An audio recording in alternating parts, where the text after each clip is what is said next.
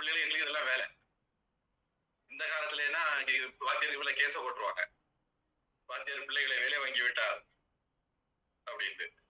அந்த காலத்துல ஜனங்கள்லாம் நல்லவங்களா இருந்தாங்க. கம்யூனிச குரங்கு சித்தாந்தம் ஒண்ணும் இல்லை. அதனால வாத்தியாரும் பிள்ளைகளை தன்னுடைய பிள்ளைகள் மாதிரி பார்த்தாரு. பிள்ளைகளும் வாத்தியார அப்பா அம்மா மாதிரி பார்த்தாங்க. இந்த காலத்துல அப்பா அம்மாவே பிள்ளைகிட்ட வேலை வாங்க முடியாது. உடனே சைல்டு ஹெல்ப் லைன்ல போன் பண்ணி சொல்லிடலாம்.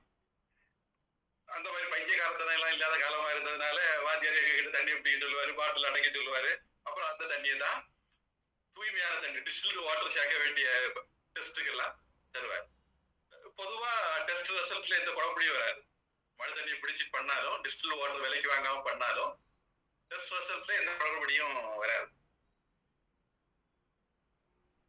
அதாவது ஏழைக்கு ஏற்ற எள்ளுருண்டை அப்படின்னு நம்முடைய நாட்டினுடைய பொருளாதார சூழ்நிலைக்கு தகுந்தது மாதிரி எங்களுடைய கெமிஸ்ட்ரி சாரு இப்படி ஒரு பிரில்லியன்ட் ஐடியா வச்சிருந்தார்.